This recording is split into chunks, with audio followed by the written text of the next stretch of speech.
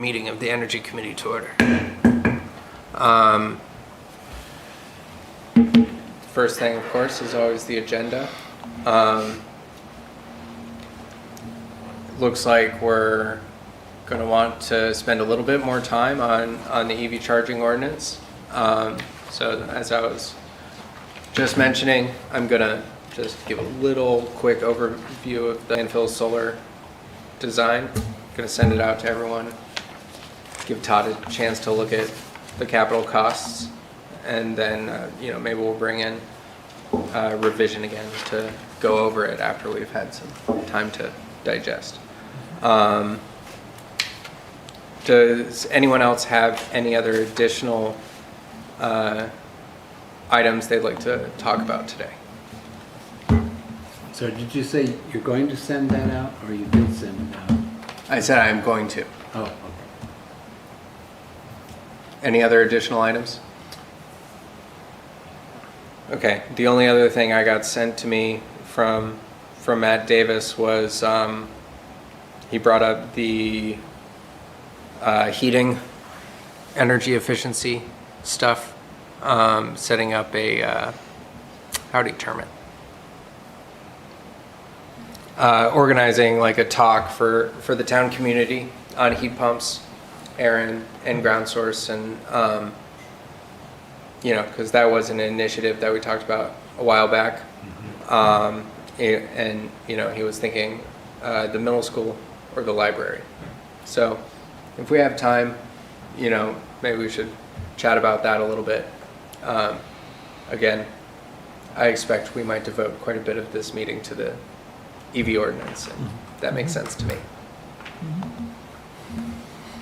So we all good with that? Cool. So then the next thing is approving the minutes from last month. Does anyone have any notes on the August minutes? Enjoy Matt, but thanks again, Mike, for doing it. Yeah, It as looked good to always, me. super solid work. Yes. No comments on the minutes. Great.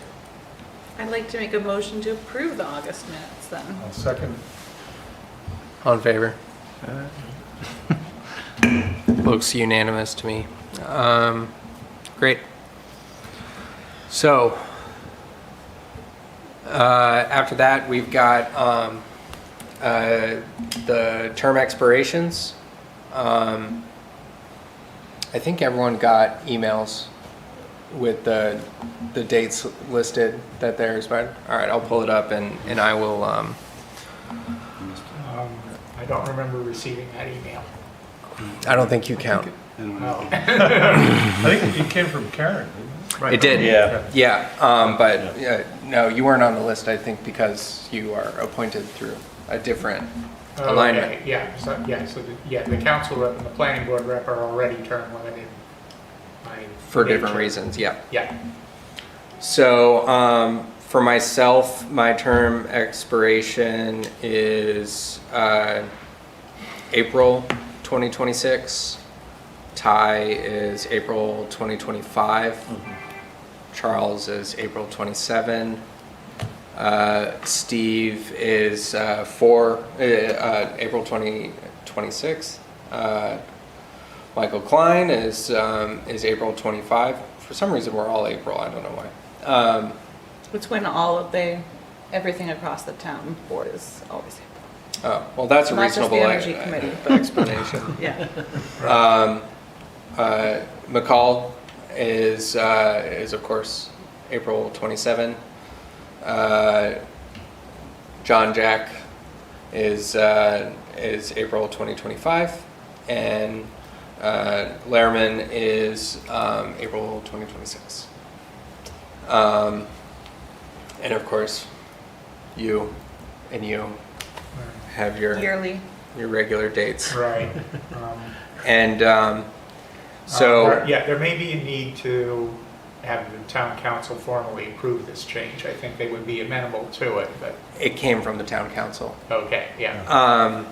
So in March, since we're all expiring in April, in March, Karen should reach out on the year of your expiration, and we'll just see if you want to keep going for another 3 years. That's the term, is 3 years. Mm-hmm. Right. 'Cause I had to go back and look up. I've been on since 2018. Yeah. So I should offer to resign that tonight, maybe. Nah. You're past your. Denied. You can really resign I at any reject your time and request, you're sir. encouraged- Unanimously. You're encouraged to reapply. Anyways. Right, but yeah, that would, every year in March, all of the town committees that already have term expirations have this application process. And the town council gets the package. It's usually either their second March meeting or first April meeting to approve the package of appointments. And they take effect on May 1st. Yeah. Yes. So there's We have a just question one other about note I before have you. on this, if I can finish what I was going Go for to it. read out. The council will be voting on this as a resolution September the 9th. So these, to answer your implied question, Karen just figured out when people started, and if you've been around longer, then she gave you a sooner expiration. So you're somewhere in the middle, I guess. Or So- a multiple of 3. I think you're just on your second. You're in your second term. That's why. Oh, right, it's 2024, not 2023. Yeah. All I was going to mention. Go So I ahead. think. Sorry. So Ty, Jack, and myself were expiring first. I hate that term. But and Jack, I think some months ago, just food for thought for the council. You had sent a note about trying to add some more women to the diversify our council a little bit more. Yeah, let's put it that way. So something to think about between now and that time, and like Jack, Feel free I'm to happy recruit a No, replacement. yeah, absolutely. So I just think that's 6 months, 7 months from now. So I just think it gives us time to think and consider about it. So I'm just bringing that topic back up again. Yeah. If anyone knows Julie Kelly, she asked me about the Energy Committee and what it was like to serve on this. You're like, don't. So, that's great. But she has to promise not to resign from IMAC because she's very No. key there. Yeah. This is one of the difficulties, is that people can only do so much. And Kelly, being prominent on IMAC, would have difficulty doing this committee as well. Not impossible, but difficult to do. So I guess the reason why I was mentioning that is I would probably leave a space for anybody, because we have some new people coming in too, and I just think it's healthy for a rotation. So I'll probably bow out come April. So On this discussion, just as a question mark, I don't know if Eric or Emily knows the answer to this, but from a recruitment point of view, is there any rules against the Energy Committee putting something in the Friday update, like maybe 3 months, and say we expect some openings in the Energy Committee, and we would encourage people who might not be energy experts, but who have an interest in, and sort of like paint a picture, like someone who's got knowledge in communications particularly, or, those types of things. Well, there are typically announcements in the Friday updates for all town committees around about February before the term expiration. So Yeah. that I would thought I include saw the a Energy notification. Committee. We don't have to do it separately. No, but I'm saying I'm not sure there would be, but I'm just asking if someone knew if there's any exclusionary language or language you can't use in recruiting to sort of suggest you don't have to be an energy guru. You need to be able to have organizational skills. If we want people with communication skills particularly, so that we can send stuff out and whatnot. I think as long as you don't promise to pay people for a voluntary position. Yeah. But I'm saying that Yeah. if not, then I think that might be a consideration to sort of put the bug in people's ears that might not otherwise think of themselves as being an energy person per se, but be welcome on the committee. Yeah, given common law, there would have to be a specific bylaw, I would think. But it's worth running by Todd exactly what we're allowed to do. So that's a good point to make. Just to follow up on Julie Kelly, I just had to look up her last name. Yeah, I had a great conversation with her on EVs, on their house has air source heat pumps. They've done all the things. It's really an amazing, they've really been engaged in this and have a lot of practical homeowner experience. So I think that's a great angle. If you have a contact, or I'm happy to follow up.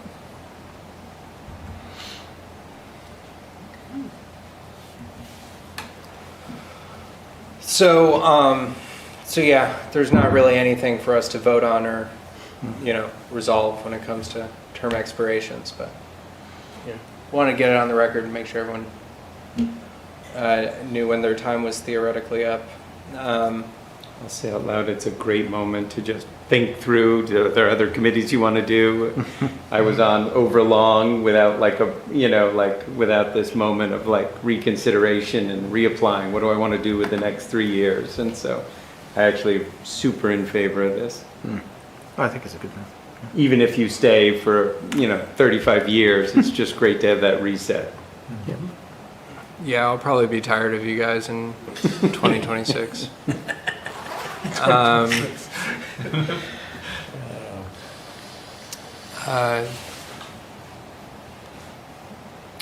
Right. So the next thing on our agenda is kind of a first month review of the Friday updates, how that went, and then the next I'm on responsible tap for- party, right? yeah. That's you, right? Just started doing notes, and we've agreed to talk about the energy part, and we could do everything from 4 in a row on this Power Up campaign. We could, right now in my notes, I have them every other one, just to give a little bit of a break, a little heat pump thing, This all sounds like a great discussion, but we should Oh, sorry. probably retro. and then we'll retro. So We should probably retro you I'm and then do yours. super in favor. I loved Yeah. it. I love seeing the Energy Committee there. I thought the tone was nice. Appreciated reading it. And sometimes the only evidence there's an Energy Committee is when we have a Durham Day event or something like that. So I think I think your insight that this would be an increase in our exposure was, I think, a great one. What was it like putting them together? For me, it worked really well to do them at the beginning of the month, and then that way you all could comment, and it was set, and I just literally programmed my emails, because I didn't want to forget.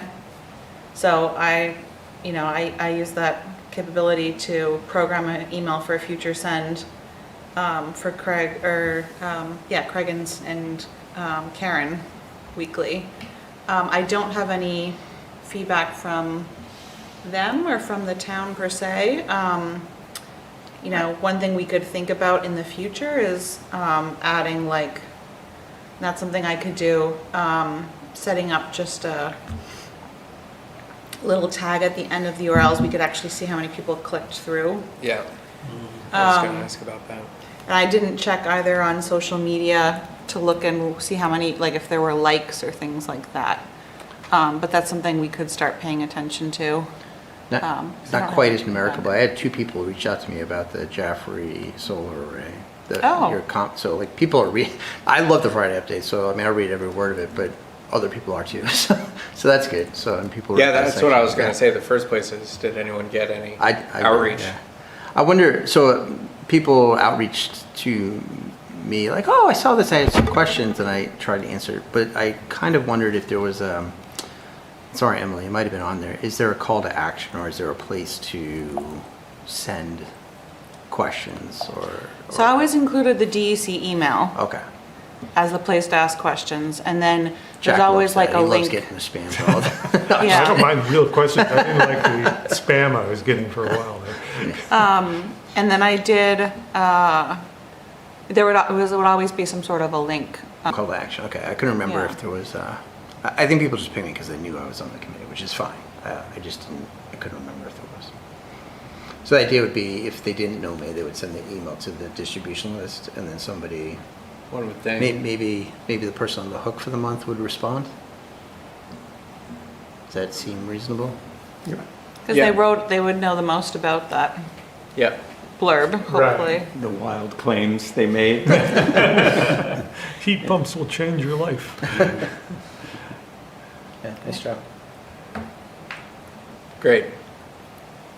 So it sounds like you've got a couple ideas about how to do this month. I have one that I think was already reviewed that moved for the Seacoast Challenge, and that one I'm Right. going to send for this week, I believe. Am I on track? Yeah. Yeah. That first yeah. one can go, and that Yeah. and then I have 1, 2, 3, 4, and I'm literally I've just been thinking about them and writing. So I'll send that around to the committee for a quick approval.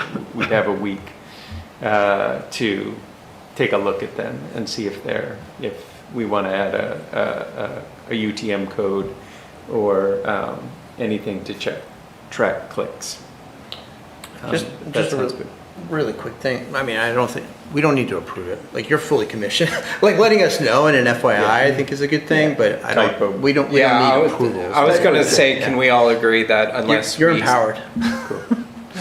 Can we agree that unless one of us gets your email and has something specific to comment on, otherwise Yeah. Silence. lack of response is tacit approval? Yeah. Yeah. Does that make sense? My favorite. think Yeah. so. And I think we have to do that for reasons of right to know. We cannot make a committee decision Yep.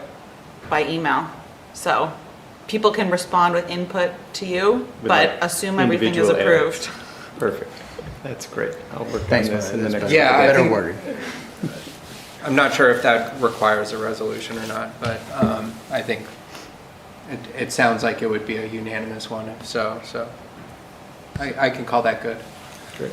Any ideas that folks have? Mine were just another round of heat pumps, a lot on the Seacoast Challenge, maybe every other week, just trying to poke at that.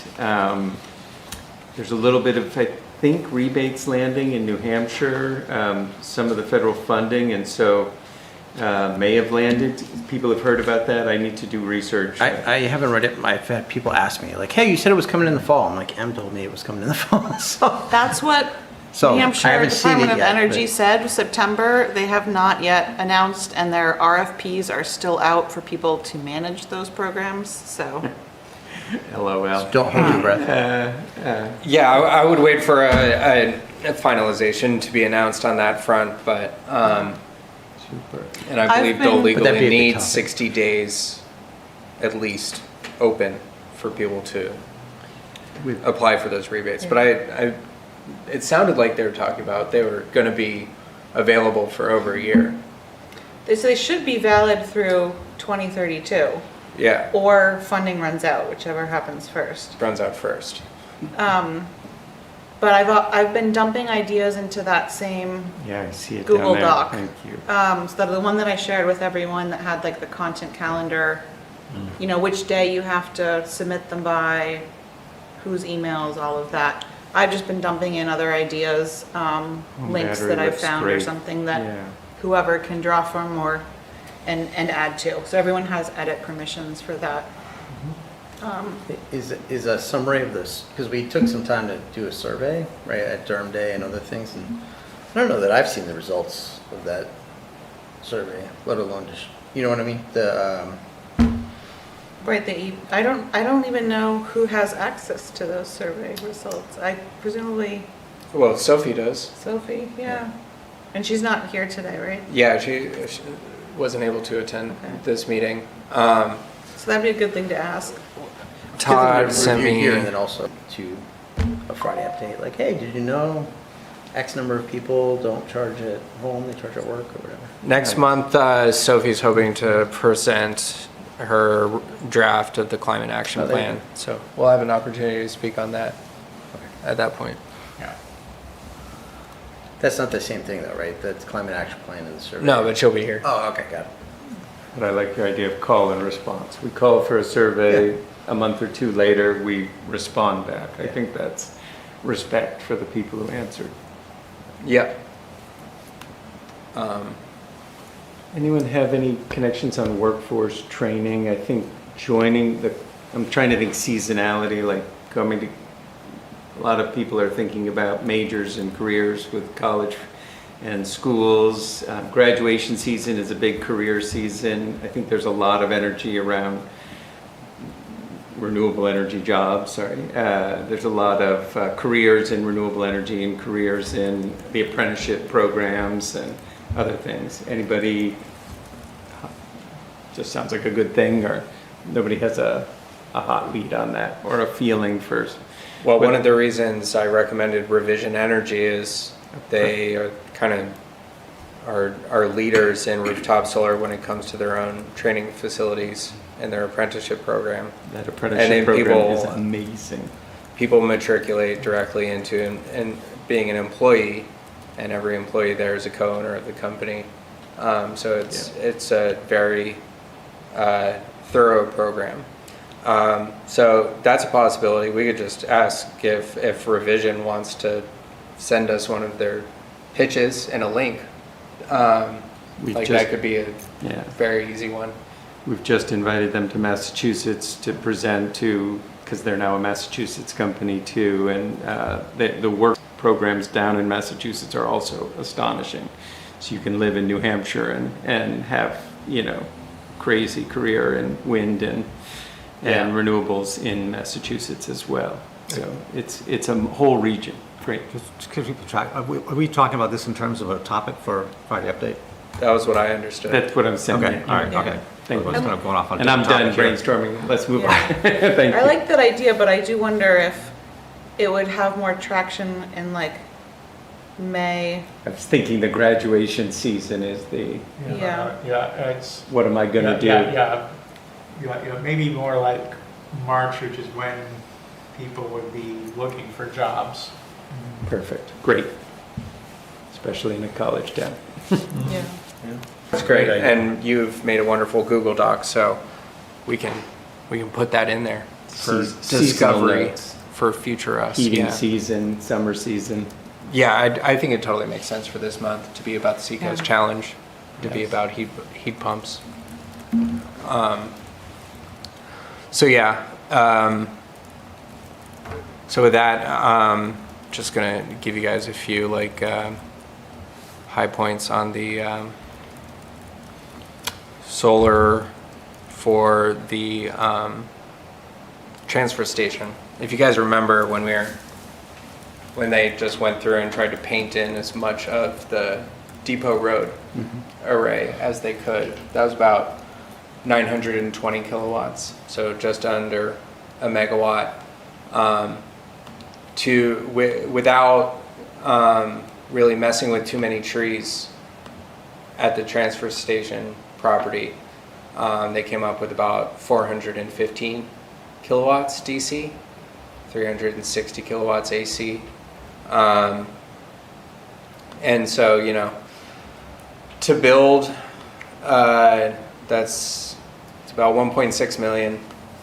You take the 0.6 off from the investment tax credit, it's just under $1 million to build. They put in a kind of a grant estimate of $10,000 here, but obviously they're not citing any specific thing, just some kind of municipal grant for solar development. I believe Todd mentioned looking into a couple things that would account for more money than that. So top line, somewhere around $970,000 to build 413 kilowatts. Sorry, I work on much larger scales usually. It would cost a little bit under $3,000 yearly in their recommended O&M package, which from what I know of their O&M package, you can pare that down, but it includes built-in preventative maintenance schedules and stuff that I suggest we keep for long-term usefulness. I missed that number. How much was it for the O&M? $2,900 a year. So year one energy savings in dollars is about $75,000. We'll probably see 14,500 in renewable energy credits in that first year, which of course are slightly market dependent.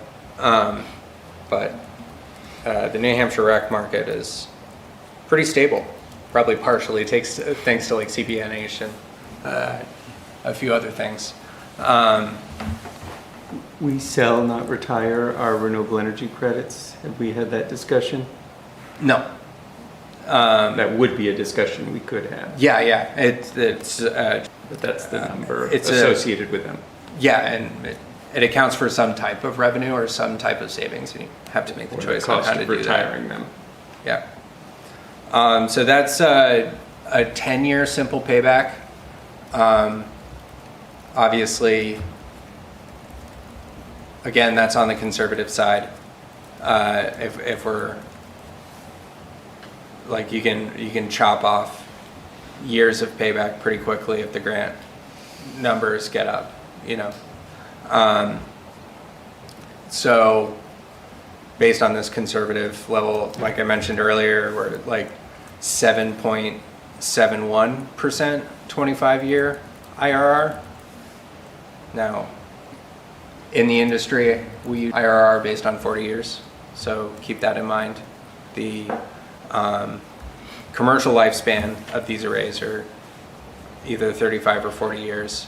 The reason that IRR is pegged to 25 years is because that is the warranty period for the project. Now, adding on additional 5-year warranties at the 25-year, 30-year, and 35-year mark is regularly done, and it's usually a better cost than looking for a third-party asset management company to come in and take over for revision. Just a question, this is the transfer station site, you said? Yes. Is there any access issues there for getting power from there into the grid? I mean, No. No? Okay. The transfer station has enough distributed energy lines going to it already. They might have to upgrade the voltage, but it's not like multiple steps up. I believe there's 3-phase at the site. Yeah, that was part of the, what's it called? It created such a hassle for all the people who lived out there. The tearing down the old poles and putting up the 3-phase. Yeah, the T-poles. Yeah, Yeah. resiliency, I think it was. Yeah, and really you shouldn't move power in single phase. Like, you lose more of it the farther you go. So you get square root of 3 more power over time in 3-phase. Where are the panels located? Would So, they be located? you know, if you're coming to the transfer station and you're getting ready to dump your trash at the big trash bin, and then if you look out over that ledge, you'll see where they put the brush. Yeah. Just past those like 3 trees is the downward slope of the transfer station. Yeah. So this is Down to the all the water. the south back end of the cap portion of the transfer station. It's all been kept. Yeah. Is- And this would be a ballasted system, so we're not drilling into the cap. What kind of environmental review is required, would be required for that? I'm just asking, I'll be honest, I'm asking because I know that Has to standard- water there is, that area is a heron rookery for one thing, and I don't know how they're gonna react to having bright reflective panels all over the place, right next to Well, them. first of all, they're not reflective. Every solar panel produced today has an anti-reflective coating. So Okay. it's actually about an order of magnitude less reflective than the windshield of your car. That's good to know. I didn't know. I was. Because you would rather that light didn't get reflected anyways. You'd rather convert it into power, right?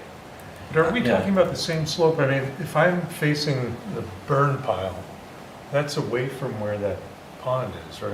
I mean, the pond not on- talking is about on the wraps approach. around it. Does it come behind it? I think you know, the pond is a little bit to the west. I think you guys might be a little bit off on your orientation there. But that's already been covered as part of the landfill being capped, to get the EPA to confirm it and the Army Corps of Engineers to confirm that you've done everything safely. A stormwater management plan had to be undertaken and shown to be working as part of the cap getting certified at its 5-year and 10-year mark, which it already has. So, because this is a ballasted system and we're not affecting anything in the way the impervious surface works and the way water runs off, to the fact it's a brownfield capped landfill, getting the stormwater management plan recertified is relatively minor. You essentially call it the Army Corps of Engineers and you say, hey, we're doing this. Here's our design. You can see through civil engineering principles that it's not going to change the way water flow works. And they go, oh yeah, it's ballasted? Sure, no problem. If there's a question about the integrity of the cap, that's a different thing. But this site has been certified for a pretty long period of time, and landfill solar arrays are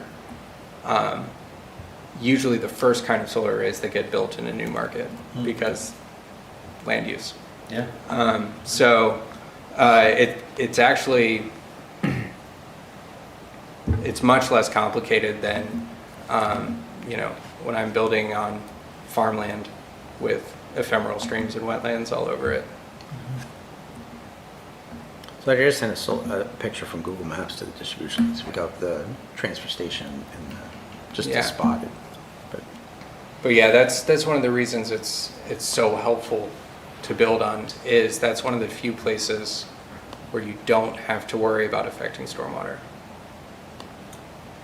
Am I hearing you correctly that there's no impact on the operation of any of there's no reduction in surface area for brush or changes in that? I'm not saying that would be a thing. I think it'd be a decent trade, but the plan basically leaves the current transfer station operations as we know it untouched. The operations of the transfer station itself, Brush, yes. all the normal thing. We at least want to know. We're if, not like, cutting into any of that actively used area. activity area for all the reasons that it's a capped land. Yeah, the Yeah, capped landfill is then you're in fact, outside of the brownfield not protection. getting trucks. The There's second a little bit of brush that they want to clear that's on the cap, but that's fine. That shouldn't be deep in it.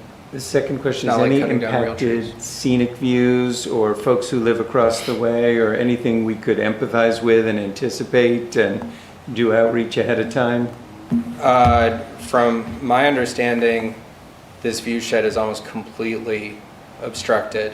Yeah. And I'd be interested to hear a person whose scenic view of a landfill was say it's- something they wanted to Say it's preserve. green brush by now in the landfill. Say the So- capped landfill is now greenery. It's the opposite side from where Durham Point Road is. Right.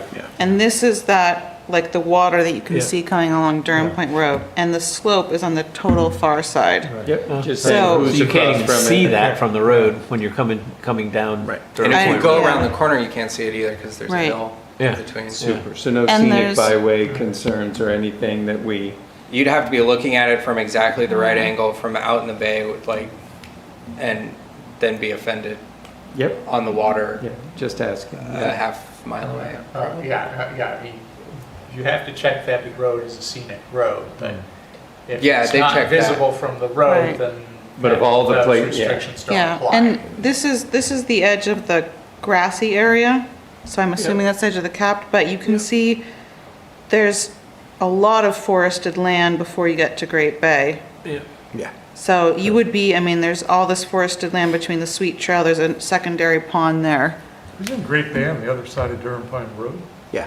Yeah. Should be then, so I don't know what that must be a That must be large pond. pond. Yeah, there's a Yeah, whole bunch. Grommet going. Creek, sorry. But I mean, you would have, you know, two stretches of forest Great. to buffer and a second pond before you get to the Sweet Trail, And for a giant example. transmission line. Right, and that. So. Yeah, there's a 115 kV transmission line in between your view shed and where the solar would be anyway. And I've never noticed that transmission line from the Sweet Trail. I don't know if other people have, but that's a pretty good indication. If you can't see that, then there's no way you'd see. You're going to see the on-the-ground ballasted. Last Yeah. question was, this takes up about half of our remaining megawatt, or for like 40% of our remaining municipal unaddressed load. Is that roughly right? I think the sewer plant was the thing that was hanging out at about a megawatt. That sounds right to me. So this isn't a slam dunk, like the Depot Road was pretty close to like But the Depot Road build Problematic was for all- 3 times harder to build, yeah. expensive. Yeah. I didn't hear anything like this for Yeah. return on investment. Those were not nice numbers. Yeah, These are nice numbers. So great work. yeah. Actually, that's a really good point. I think I missed, so this would be to offset the town's usage. It would be to finish offsetting. It wouldn't be a Jaffrey situation where you'd be subleasing and selling the town. Yeah, no, I was thinking we'd do a municipally sponsored group net metering agreement and split it out amongst. Like the existing ones. Yeah, Yep. Okay. Yeah. One-time And- meters, which are healthily. and the state gives EV. you slightly more beneficial rates than you would on just standard net metering. So I think our savings numbers would go up a little bit too. And we might be able to get the simple payback down to 8 or 9 years maybe and bump the IRR into the 8s. Well, But I want to see, the whole reason I'm bringing this up and putting it on the record here in this way is, I don't know what Todd's reaction is going to be to having to still get over a $672,000 which is after the tax incentives, to actually construct the thing. And, how is that going to be accomplished? And is that something that, Pennies compared to road work. well, in yeah. middle school. And, talk about road work being a carbon sink. But, yeah. So, yeah. Great work on that. Yeah. Thank you. No problem. I had to let it sit a little bit because I drove like 3,000 miles last month, but for work. But So what's the next step on it? So let Todd sit on it, percolate.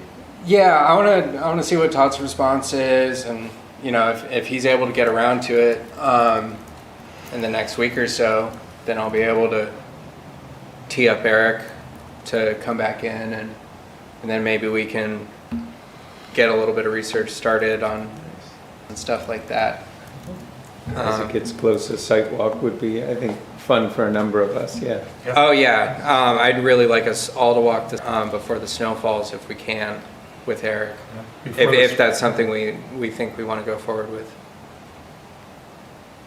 But snow could fall halfway through September. Or it could As take long as until it's- January at this As point. As long as it's before the swap shop closes. Yeah, I believe the swap shop Get some more closes first frost. No, it's It's, before the it's, first snow. it's first week of December or Yeah. first snow, whichever comes first. Ah, thank you. Yeah. It's an What I want to see is our electric garbage trucks charging directly from local, that would be awesome. never out on the grid. Unfortunately, It's all electrons, who cares? But it's Yeah. still, it's a symbolic win. well. The closer your electricity usage is to your electricity generation, the less Less electricity transmission. you waste on heat. Just generally. Transmission losses. Transmission minimized. losses, conversion losses, It's great electricity. yeah. Which is why, you should still build solar locally, even if you have a giant nuclear power plant going in that's going to power your whole state. They just complement each other. You mentioned the Depot Road. My last question, officially last, is there's no blocking action where if we do this, we don't do a larger equally. From my understanding of what you just said and my memory of that discussion, this half or 60% the size project is an example of a fiscally doable one. The Depot Road maybe is an example of a fiscally challenging one. And this does not block that, and we don't have a third option that's singing, that we just haven't gotten to. That might be blocked by $1 million being bonded to this smaller array. It is relatively small Yeah, and for a lot of finance cost. Yeah, and to be fair, if we're taking into account us not wanting to clear cut acres upon acres of trees and anywhere that's town owned, then there really aren't that many suitable sites. This is a sweet spot. Yeah. Cap landfill is good for a reason, like you said. Yeah, it works out pretty well. I believe they accounted for, if I'm eyeballing the math right, there's an extra 10% in the investment tax credit because it's a brownfield, for example. So that accounts for $65,000, $70,000 on its own. Depot Road had, but it was then totally undercut by Getting parking through the structure. asphalt, yeah, and the larger amount of steel. And tree cutting and all the things. So Right. okay. So there's a I feel possibility that if we're going out for funding, grants or other vehicles for a municipal solar array, that we can still branch into a Depot Road build. Maybe not painting the entirety of that parking lot, maybe just a portion of it, right? But because this one makes so much financial sense, it may actually open the door for us to get a larger amount of funding to be able to do this site plus some of Depot, or I'm sure you guys can imagine a few different gray areas in there otherwise.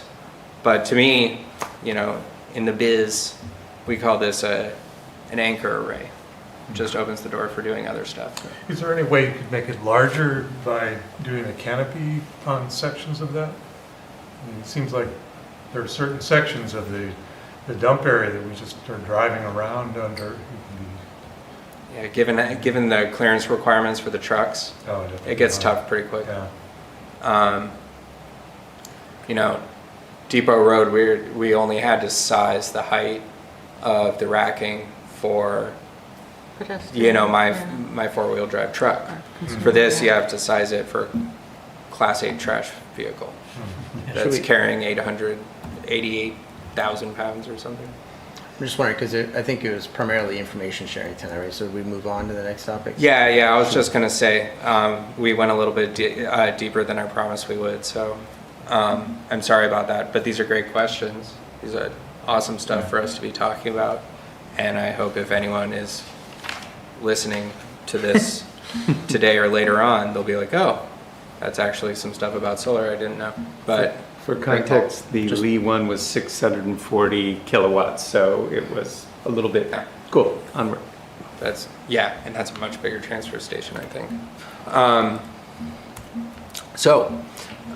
With that, I think we have our topic du jour for the day, which is all the deep work we've been doing on y'all people have been doing on the EV charging ordinance, and do you just want to take it from there, or Sure, I think Mike and I can probably play you off guys each should other. tag team it? Yeah. You want to refresh for everybody for 1 minute? So last we had left this before was, he brought up the idea that maybe we need to look again more closely. First of all, to do sort of a proof test, to see how this thing applied in practice. Thank With some real world examples. That was one of the reasons for having a work group needed. And secondly, Jack had then sort of thought a little bit more and mentioned at the committee before about maybe the numbers that we had were too big in terms of the percentage of spaces that needed to be for EV charging. and we know that Dover was much less than that. So that's what created the work group to go out and take a look close at this, and so then we had the work group, and Jack did a lot of the homework for that, and did all of the numbers manipulation, so that's how we got to here. Good, thanks. That's helpful context, plus summer got in the way, I think, between Oh, yeah. June and now. So what I just passed around was a summary of a productive meeting that we had with, I think, Mike, you were part of that? And Mike, the Mikes and Jack. That's right. I was the non-productive part, but everybody else was productive. No, just kidding. And I think during that meeting, what we moved toward was simplifying the categories. So, because one of the things about using the ordinance, I think we used as a template for the ordinance some of the existing language in, where did that come from? Zoning? Number of parking That spots. was right? off of the, Lebanon? Okay. But the no, I mean, I original think- stuff came from but Lebanon. then we tried to the squeeze- table came from the site plan regulations. Right, the site plan regulations. For the number of parking spots, right? So it was the Right. site plan regulations to determine the number of spots, right? That's right, And then as we applied the percentages to those number of parking spots, we Right. were like, wow, that's a lot. exactly, yeah. And I think one of the issues was some of the designations of buildings didn't make sense in terms of separating them out when it comes to EV. For example, and maybe I need to be cleared up on this, but the difference between a multi-unit dwelling and a residence with more than 3 non-related family members living in it. I understand for town zoning reasons that makes sense, but the question is, for EV charging, how is that different, right? So I think what the table in front of you did was just summarize the way we kind of crushed multiple categories into basically 3 groups: single family and duplex, multi-family dwelling units, and then what I just labeled staffed, commercial or institutional. And I made these changes on the spreadsheet that I had tentatively presented in June, and I wonder if it'd be worth just quickly putting that up and going on that. It's probably easier.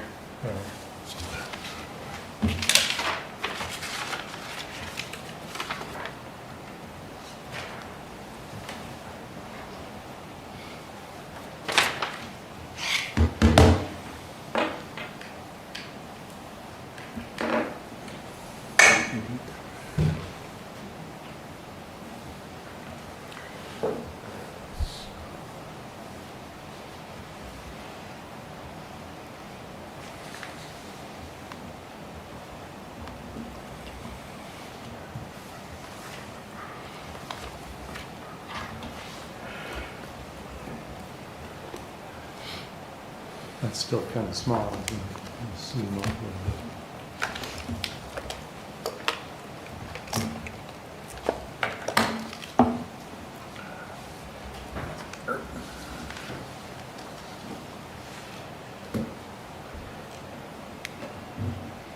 Okay, we don't need to go through all of this. I think maybe the subcommittee should meet and kind of work through the details. But I just want to point out a couple of things that, in putting real numbers into our language, a few discrepancies became clear to me, and so I think it's worth playing around with those. So in this first one, the multi-unit dwelling includes the unrelated individual category, also rooming, boarding, fraternity, sorority, and congregate housing. One of the issues that came up is the roundup rule. In our draft, we used the language, I guess borrowed from Lebanon, that said any fractional number that results from using the formula rounds up to the next whole integer. The problem with that is if you have, for example, 3% as one of the requirements for the amount of EV. 0.333 going up. Right, to so the I mean, next if number. you, Yeah. you know, if you have a one, let's say a new construction or existing construction of a, so it has, or a multi-unit family home that has only 3 dwellings in it, suddenly you're pushed into a category that is too much. So for example, here is multi-unit existing construction. If we say 20 residents are in it, you can see the numbers over here for the actual unit, that's 1, and then EV ready, which means essentially you have everything but the charger out of the parking lot. So that's the second expense. And then 3 EV prepared, which means a 40 amp circuit with conduit to the perimeter of the building. So keep those numbers in mind. I'll move it down to 10, which is a fairly small setting. You still have 1 charger plus 1 EV ready and 2 prepared, but 5, let's try that. You have the same requirements with the existing round-up rule.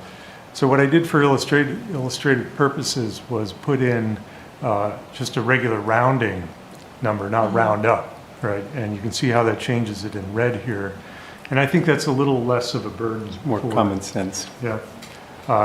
For the EV prepared unit, I kept the roundup rule there, and this is something the subcommittee should talk about. But I think, you know, if you are doing a renovation or something, I think at that point it does make sense to have at least an EV prepared, which you remember means just a circuit ready in the service panel. You also don't have to do it as a rounding rule. You can just make a minimum. Minimum parking spaces. Just like you can't have less than 1 EV prepared, for example. Sure, yeah, that makes sense. I mean, I think if there's 5 parking spaces, I think rather than having 1 EV prepared, it makes sense to have 1 EVSE and then have the other 2 categories be 0. Okay.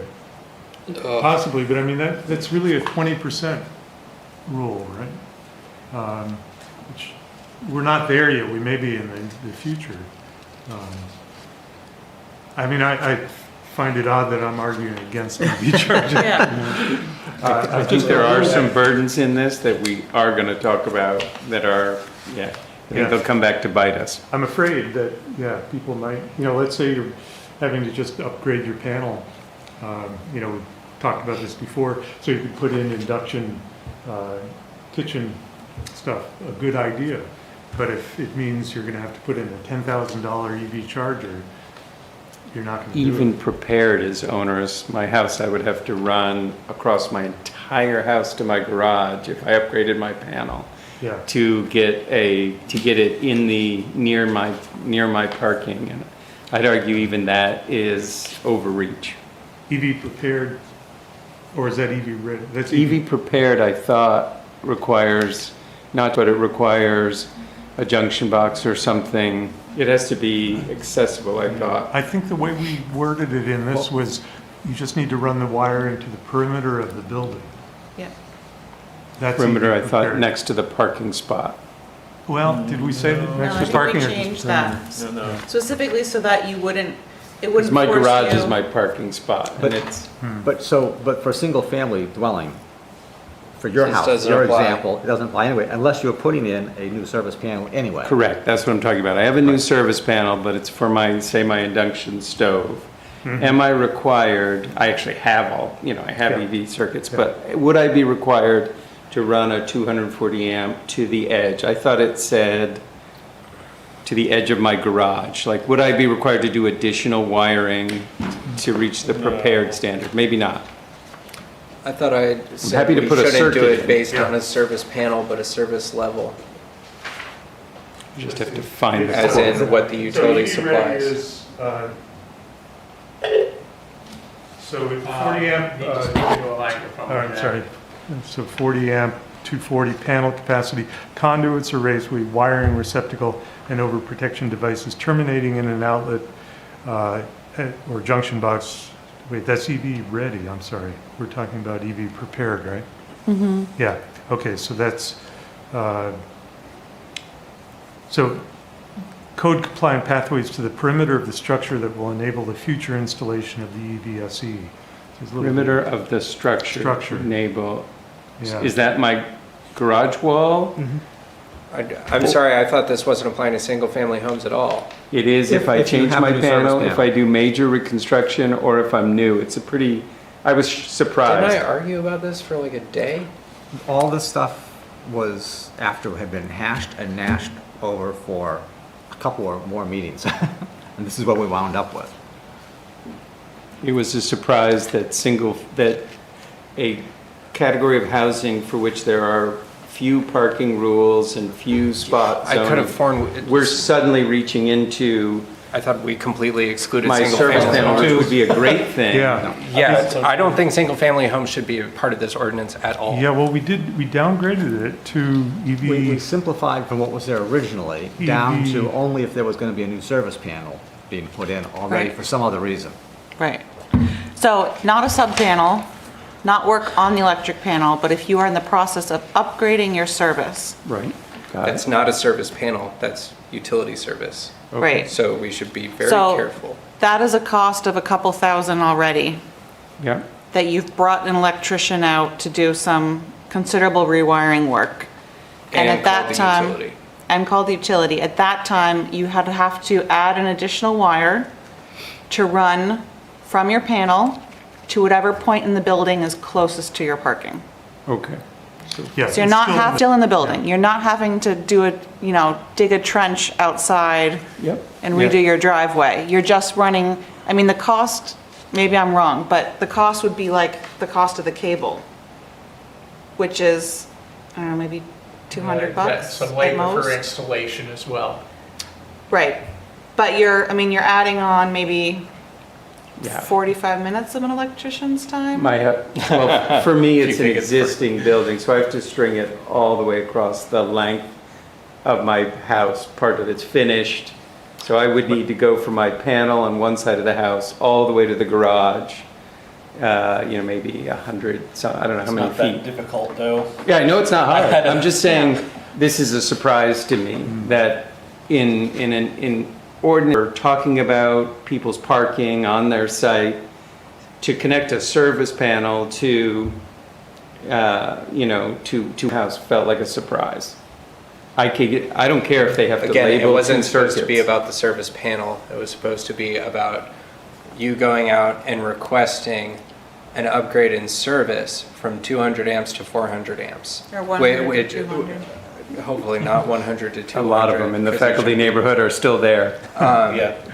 I did it 100 to 200. I remember stating specifically, it should not be a change from 100 to 200. It should only be a large change in amperage that would imply a large remodel is being done at a single-family home. And so that's changing your service amperage, because you can upgrade a panel, you can take out your entire service panel because you need more on-site amperage accounted for in breakers. Like if you're putting in solar, if you're putting in a generator, and that should not trigger any of this. Yeah. Most of the faculty neighborhood, a lot of it still needs this 100 to 200 jump, this basic enabling jump for modern appliances. There's a good chunk of those houses, I think. So they would get caught into this, I think, if we weren't. And usually the jump from 100 to 200 is negligible. The jump from 200 to 400 That sounds like a big deal. is a bigger one. I mean, that's So- me saying I'm running some serious So what's the? The point is whether or not you're pulling an electrical permit.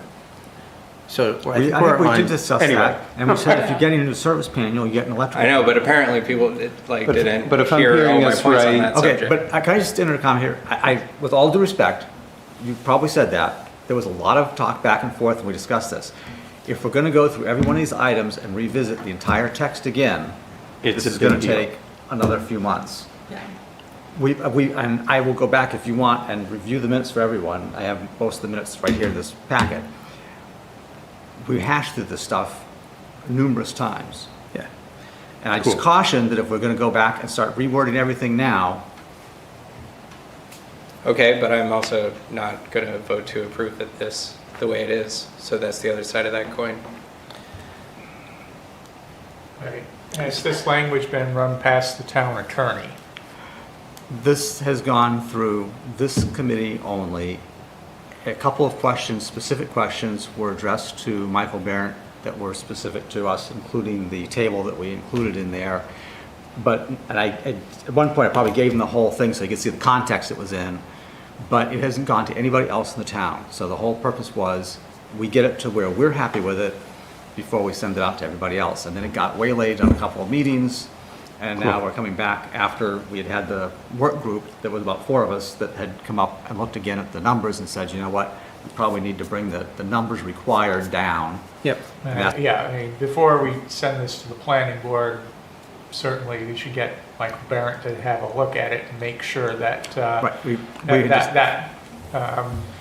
we're not gonna run into trouble We- when the law, we had unintended discussed this. consequences is Right. strictly enforced. So the discussion before with Todd here, his recommendations were, we would send it to planning, we would send it to the code enforcement, the fire department, and maybe one other town department, I don't remember, it might have been a 4th one, for their just review first before we send it to any other committee, like town council.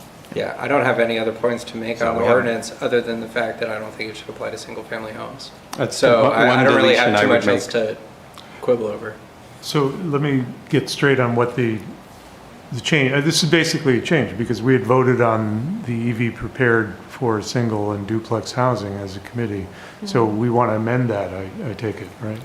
And let me just get clear on what the amendment is, because EV prepared is the lowest level of intervention at this point. It's not EV ready or the actual charger. Right. So would it be acceptable to you if we said just upgrade the panel to include the breakers so that it would be ready to go if somebody wanted to wire it? I mean, is the real sticking point for you the idea of running conduit through the house to the perimeter? We thought keeping it within the building satisfied the expense. My issue is about whether or not the trigger is an electrical permit.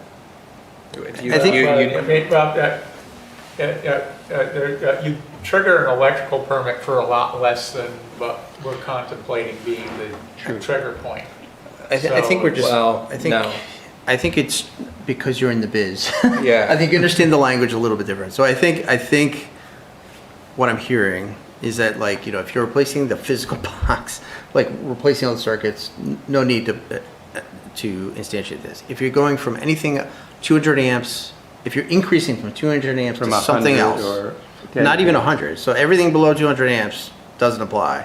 You're going really? from 200 amps up, That's my point, yeah. Great. then EV Right. prepared kicks in. Yeah. I think that's the only amendment. So if you're calling Eversource and saying, "Hey, I want to go from 200 amps," forget the physical box in your house. If I'm going from 200 amps to 400 amps, this would kick in. It would require physical changes, obviously, but Yeah, and that's it's- like, there's no ambiguity about whether or not you need an electrical permit at that point. right. You Because understand? you called the Versus utility. if I want to replace the metal thing in my basement and, you know, I call an electrician to do it and it's 200 amps yesterday, it's 200 amps tomorrow, this wouldn't apply. But if they're pulling out your meter and putting in a new one to count electricity in a different way, that will always trigger an electrical permit. There's plenty of stuff that a homeowner can do DIY at their own risk, at their own time, and even hire someone to do it that doesn't necessarily require pulling an electrical permit, Okay. especially in the Great. state of So New in Hampshire. to streamline this, then the subcommittee needs to come up with a way to specify a threshold for the service panel, right? But none of that 200. applies to what you have on the screen. I just want to, Yeah, that because was- we're all Yeah, talking about this single is a family. different- I think Well, we're I mean, mixing the some things. definition of EV prepared is going to stay the same, but it'll be triggered not by a service entrance upgrade, but a service entrance upgrade to 400 amps, right? Is what you're proposing. Well, I think all, Greater than 200. Greater, okay. I think all greater we're than suggesting is in section 2D2B, right, which is single-family and duplex dwellings, an EV prepared spot shall be provided when the service entrance panel is replaced. Just changing that to say when the service Upgraded, upgraded to something higher than 200 amps, yeah. right? So multi-unit, duplex, none of those rules necessarily need to change, right? It's just the single-family. I mean, I would propose that we not put in a 200 amp minimum, because what is the majority of housing and transportation use in Durham? single-family homes, already existing construction. We have 100 amps on our house. The work, if we're gonna have to do the utility trade-out, and that's several $1,000s, it is a benefit to us as homeowners, whether we're gonna use that or we're gonna sell our property down the road, to have at least the space holders in there for an EV charger. You know, I don't wanna, if I'm doing a utility panel upgrade from 100 to 200, and I'm gonna max out everything on my house at 200, it's not a favor to me to be doing that. It's a favor to me as a homeowner to know that actually I really want a little more space than that, because pretty quickly the upgrade I just did is going to be outdated and useless as a homeowner. And so I'd rather say, what if we cut out the cable, like we're not installing the wiring, and we say there's just space in the panel to hold space for a 40 amp EV charger. I think that's a much more reasonable, that's gonna benefit me most as a homeowner, because if I have to do a second utility upgrade, that's gonna be where it's really gonna cost me a lot again. The space in the panel doesn't really matter. Couldn't hear you. The space in the panel doesn't really matter. We If haven't you need more accomplished something, space but- for more breakers in a panel, Yes, we go you on. just attach the sub panel and put more breakers on to your heart's content. I guess the allotted amps then? That's why I keep talking about Yeah. the utility service level, which is the maximum amount of amperage your entire meter can draw total. Right. So I think we got to focus on the topic of tonight, which was really like the number of spots and like the ratio thing. The rest of these comments actually are really good, but I think we have, to Mike's point before, we have passed this document around several times. Maybe we missed some edits. Like, let's send very succinct, if we could, send very succinct, this is what I think we should do in this section. And then we can, if, hopefully there's not many of those, but if there is, then we can bottle those up and. I was bring it actually back. going to suggest that maybe this is a question that we should say, how should we write this for code? Because, like, I have an opinion based on my experience with code, and I get that it sounds weird. So why don't we have a code enforcement professional say, this is what's actually going to be compliant? Well, my guess is when we get there. That's what we were going to do, and that was the intent, and I just recited for Eric, because he wasn't here at the time. But that's a different ask than, can you look over all of this and make sure it's okay? Well, we That's can- like a very specific, like, point that somebody can focus on and check the NEC code directly. Point being, I don't think you want to necessarily put it into code language until you get a bunch of broad people look at it overall, because you're going to be. I think we're trying to, sorry, Mike. I think we're trying to capture this team's intention. Like, whether we're using the right words or not, but like, let's try to capture the right intention and then pass it to the attorneys and to the code writers and all the people that need to look at it. But I think right now we're still in like the capture the intention part. Well, I feel like the sense in the room is that the threshold will be based on the service upgrade to a certain amperage.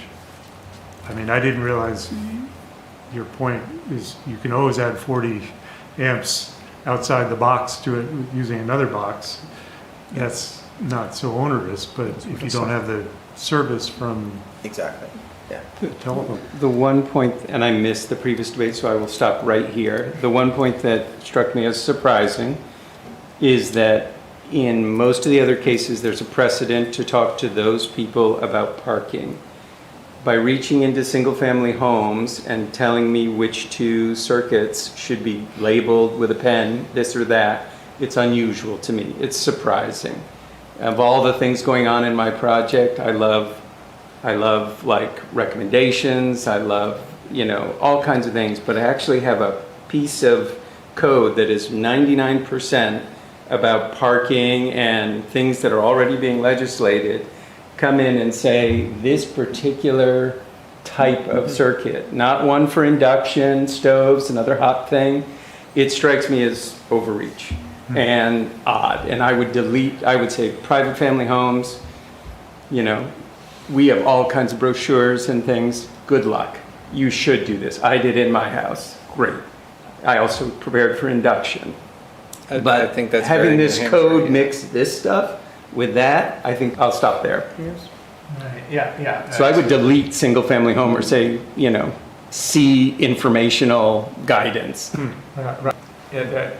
It makes sense to mandate stuff for new construction that would not necessarily make sense for existing And we're homes. legislating their parking, and we're saying, all kinds of things. We're already in their grip. Well, so that's an important point though. So if somebody's building a brand new house, do you feel?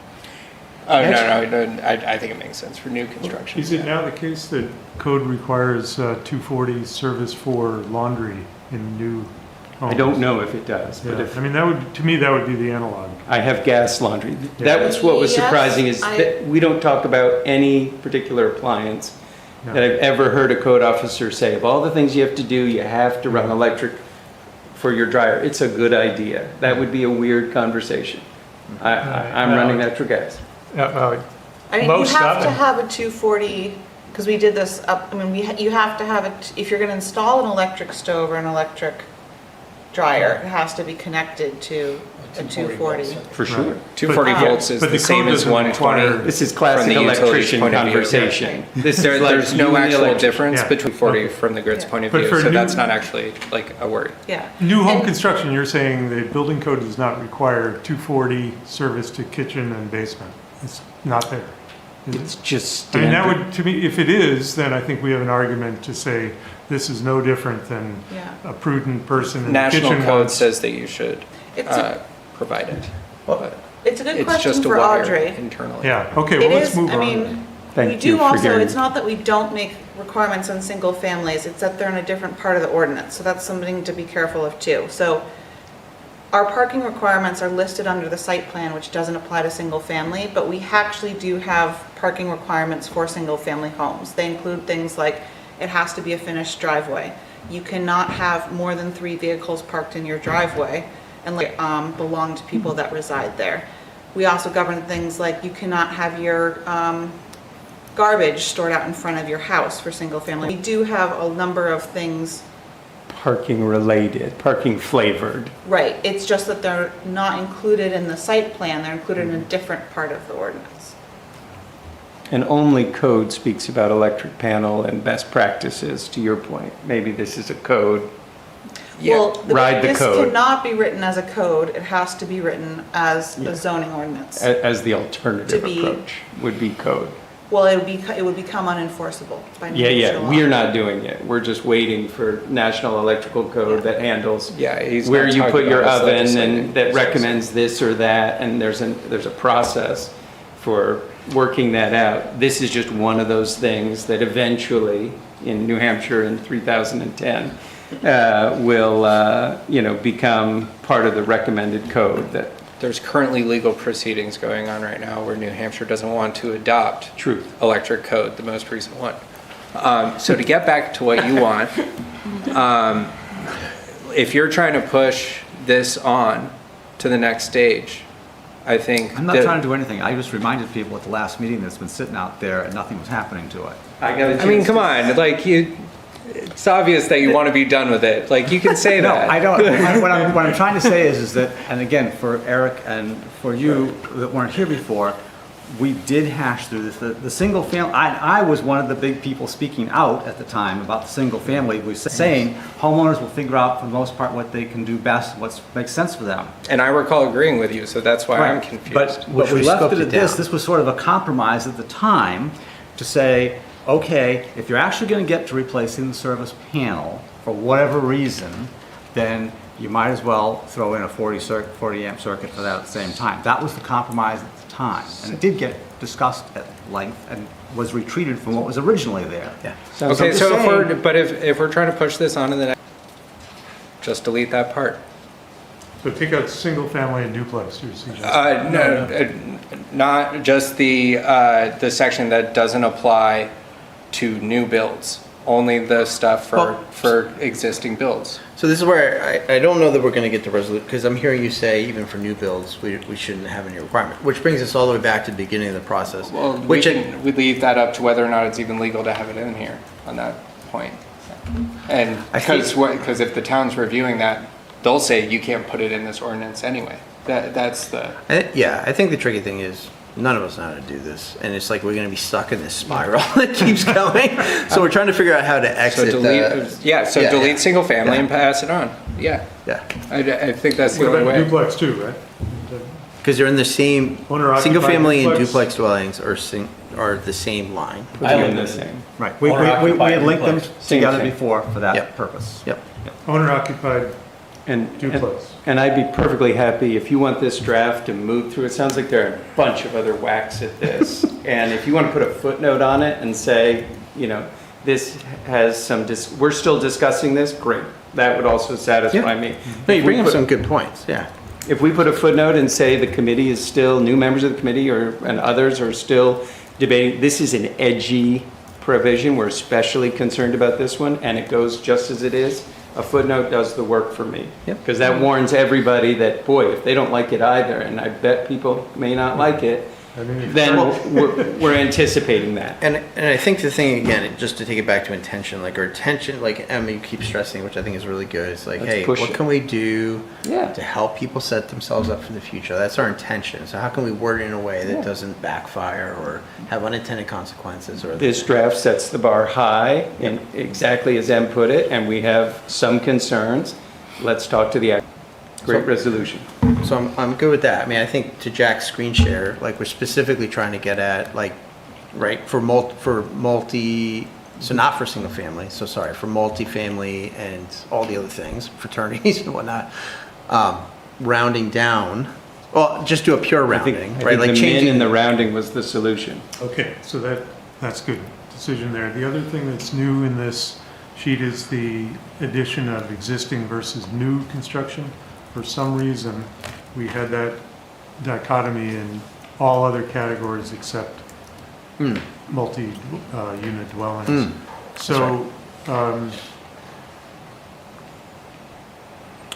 think I just added it using the numbers that we used in other places that were similar, and maybe again, the subcommittee should work through playing around with the numbers on this, but I think essentially new construction is slightly more aggressive in the requirements to have EV parking, existing construction slightly less. Right, so the call out there, like, sorry, Jack, just like, so there was 3 categories, right? Single family and duplex dwellings, multifamily dwellings, and non-residential new Yeah, construction. commercial. And non-residential existing. yeah. So for everything but the multifamily one, we had kind of, for new construction, do this, for existing construction, do that. So I think bringing it up here saying, hey, should we apply that same new versus old lens to the multifamily? Exactly, Right. well put. And I see no logic to not doing that. Yeah. Because when you're building a new building, it's much easier to do the kinds of things we're asking. I think the difference between retrofitting versus brand new is, at least for EV charging, on the order of about 400%. And that was largely the large concern that took us down this road was new construction, us being like, hey, can you put in EV charging? And then being like, no, we don't want to. So I think it matters a lot more to have these rules for new construction, and then existing construction is like a bonus. So one thing I was wondering about this So sorry. calculator, I'm not done. Well, I just don't understand your point that you responded to Jack there. Like, were you agreeing with him or disagreeing with him about having a separation between new and old? He just said he added it in, and I said that's good because it would have been It an was oversight. Already there.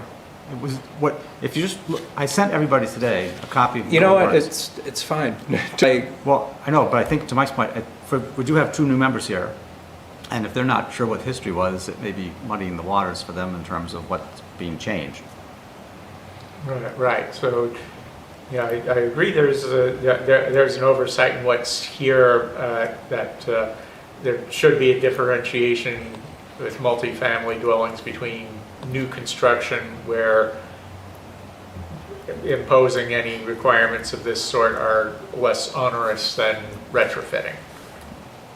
So we are, and I mean, again, if you go back and look at the EV ordinance, the way it was written originally, So we had the 4 categories that Mike was just reciting, and with that, we had combinations of percentages for the prepared, the ready, the actual of 5, 20, and 40 for one set, 3, 30, and 35% for another, and 2, 5, and 30 for another. So they're all different percentages, which part of this was also simplifying the numbers, so you don't have 9 different percentages, depending down to basically it's 5, 10, and 15, or it's 5, 10, and 10, essentially. Right. Except for the 3 and the 2, but it made it a little bit simpler in terms of the category totals, Right. how it applied. 5, I'm just looking at the formula, 5, 5, and 15. So I did interrupt you, I apologize about that. So you're agreeing that we should have a new and old section in the because we haven't changed it. I'm looking at it right here. It's in the multifamily dwellings, there's not a separation between new and old. We're talking about adding it in the calculations, but in an actual write-up, it's not separate. So I just wanted to capture. Yes. Okay, good. Okay, The yeah. answer is yes. Then you were making a point Okay, there. so then I think maybe one thing we need to be clear on then is what triggers existing construction to apply these rules, right? So are we going to talk about panels? No, not panels. Pulling He's got had a good point. A change in service. Yeah. A change in service to something over 200 that exceeds 200 amp service. Anything over 200 amps is going to require one of these things. If you're going to pull an electrical permit, that's Why worry about the simple. permit? Because you can draw an electric. You're going to have to draw an electrical permit for. There's lots of things that you're going to be required an electrical permit for that's less than what you're talking about than a service change to something over 200 amps. Right, Why tie it to an electrical permit at all? Pick. right. If yeah, you go yeah. over, if you are increasing your service, or you're building it new, anything over 200, EV prepared. it was additive because like again, things that happen below 200 amps, some people sometimes get away with not notifying the town. They don't pull an electrical permit, right? So people can skirt the rules.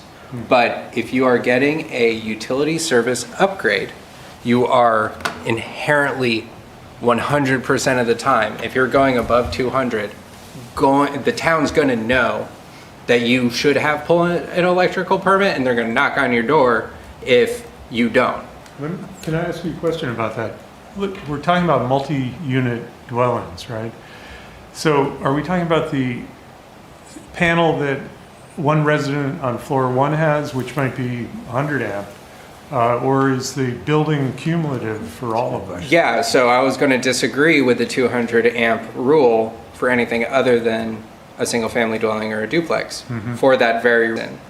But when you have a multi-unit dwelling, it's really hard to get away with skirting the rules on pulling a permit.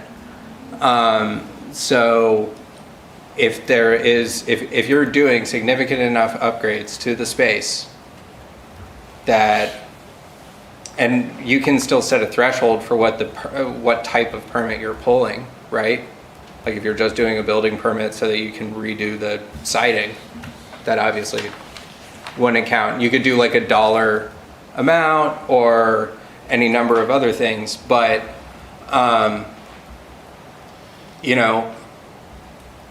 multi-unit dwellings are inherently commercial, right? Obviously not zoned that way, but they are money-making entities. So, sorry. And if you're renovating a money-making entity, you're hiring a licensed and bonded contractor who therefore has to ascribe to those rules. So to me, it's a lot easier, especially if the existing construction rules are less onerous than new construction, to have it be, very much based on what kind of, as long as we get, it's Audrey, right? Code enforcement officer? Audrey Klein. To say, well, I think it should be this level. But I think to address the question, so I agree. I'm done. Sorry. We need the gavel usage here, you know? So if there's 5 people and they each have their own meter, like whose meter does the EV charging go on? I think that's what I'm a little confused on with this. Oh, those are usually sub-panels. No, not the panels, who's paying for it? Right. Who's paying the actual meter each month? So there's I'm a in couple ways that can tenant work out. So either you have a master meter and sub-meters, right? And I didn't know if we had thought about that, so that's what. No, that's what I think, writing by And if committee you is have very time consuming. individual meters- I wonder if we should say, we've got an issue here with figuring out the threshold. Yeah. Consult with maybe you and maybe some code people, because I think trying to write something with 10 of us is very time consuming. And if I may remind people, again, going back to read the text, because I was thinking of this as we're talking, the issue of when this stuff applies, if you go back to C, applicability, the terms of this article shall apply to building permit and zoning applications that include new buildings or substantial improvements as defined by 175-7. So Audrey's going to determine that, basically. When there's a subdivision or site plan review triggered. So that's, if you're renovating a multifamily building, you're putting in all new bathrooms or kitchens, that's probably not going to trigger a subdivision or site plan review. No. It's only if you were doing a subdivision or site plan review that would be triggered in the first place. Or, we said, replacement of a service entry electric panel, which now, if you want to debate that in for more detail, and we can argue about 100, 200, 400 amps, whatever, maybe that's the point to put in greater than 200 amps or something like that. Or renovation of a garage, and this was again hashed over after many discussions about your garage. That is part of a site-zoned, multifamily, commercial, or other non-residential property. So it took out all the single families. Garages. You can renovate your garage and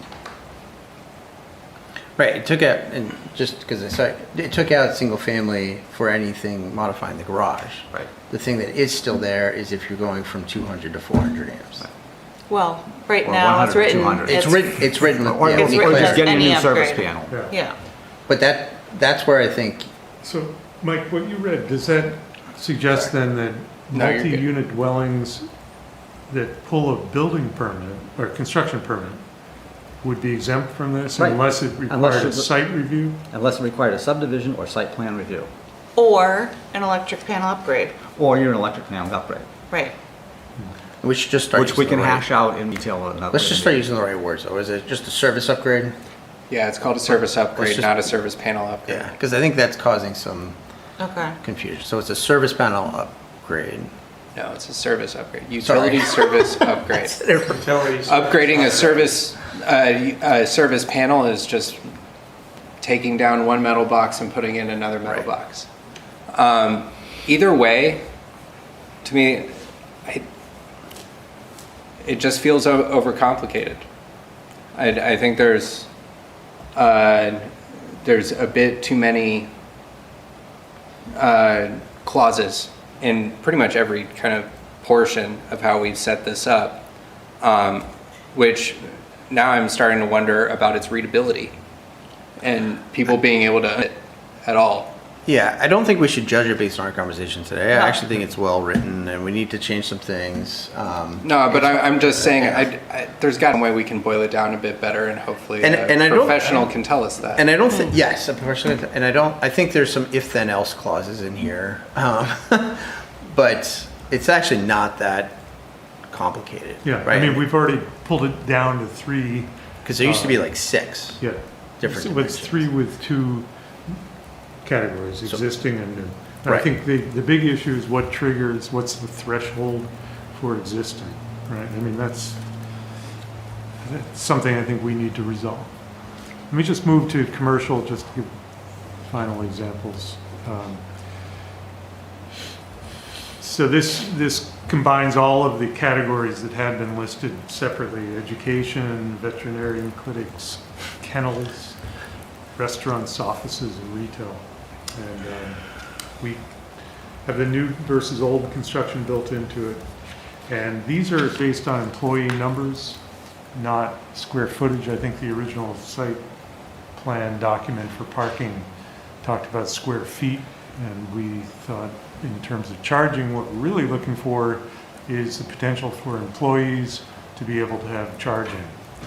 customers who come in to shop for 20 minutes don't need a charger per se.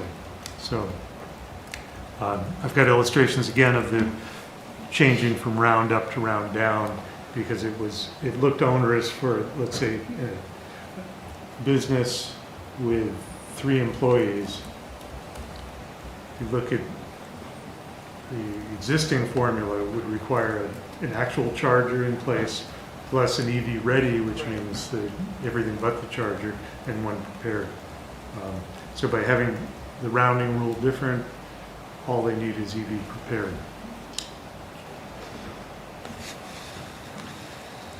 Similar stuff with the last one, which was the category, hotels.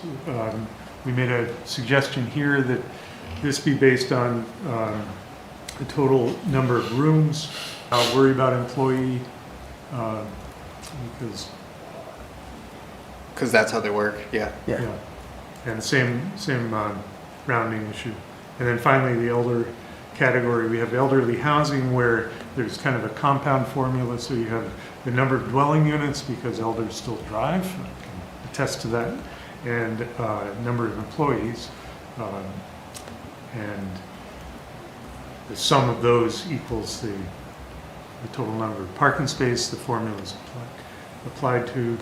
And again, the rounding examples are there for you. For homes for aged, disabled, or handicapped, it's based only on employees. Because we're assuming that people who are either rehabbing or permanently living in assisted care are not likely to be needing to charge EV cars.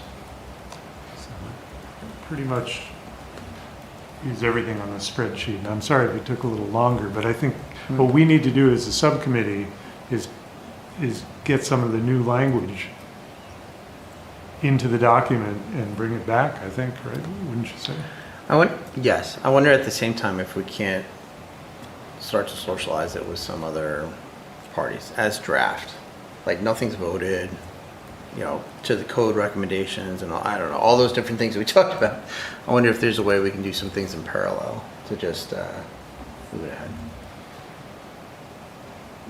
So you mean have Audrey take a look at it? Yeah, in draft. Yes. Like this Yeah. is not approved or anything, At some point, Audrey needs to be involved in this process, and this may be the appropriate time. And likewise, be involved as well. Good, okay. I don't want to take So in the draft we got today, we got the table from Durham Site Plan Regulations, Article 10.1. Might want to ping Paul Rasmussen to see what their plans are for revising that. Although this is not part of our ordinance. That's been done. This has gone to Michael, and I had discussion with Michael Yeah, I verbally thought that was it. on including this, and he was fine with it. Right. These parking minimums may well change because some of them strike me as rather or onerous. For instance, restaurants less than 4,000 square feet, 1 per 100 square feet of seating area. That means that if you want to build a restaurant, you are required to provide more area for parking cars than for serving customers. Right. And as Jack just explained, the thing he just explained, it wouldn't matter about the number of parking spaces for that. It's just the number of employees. Right. No, it's it's a tangent that you're illustrating what the current requirements are. But So, are you guys having one more meeting and then reaching out to Audrey? Is that what I'm hearing? We can. Sounds good to me. I mean, I think maybe we should just come up with a very succinct set of questions about thresholds and just clarify what we're doing, and then maybe have a meeting with Audrey, Todd, I don't know. Yeah. Something I think might be helpful, the calculator is very useful figuring it out, and I've run into situations before where people have seen percentages in ordinances of various types, and, you know, there's ways to mess with percentages, right? So, or at least to misinterpret them. But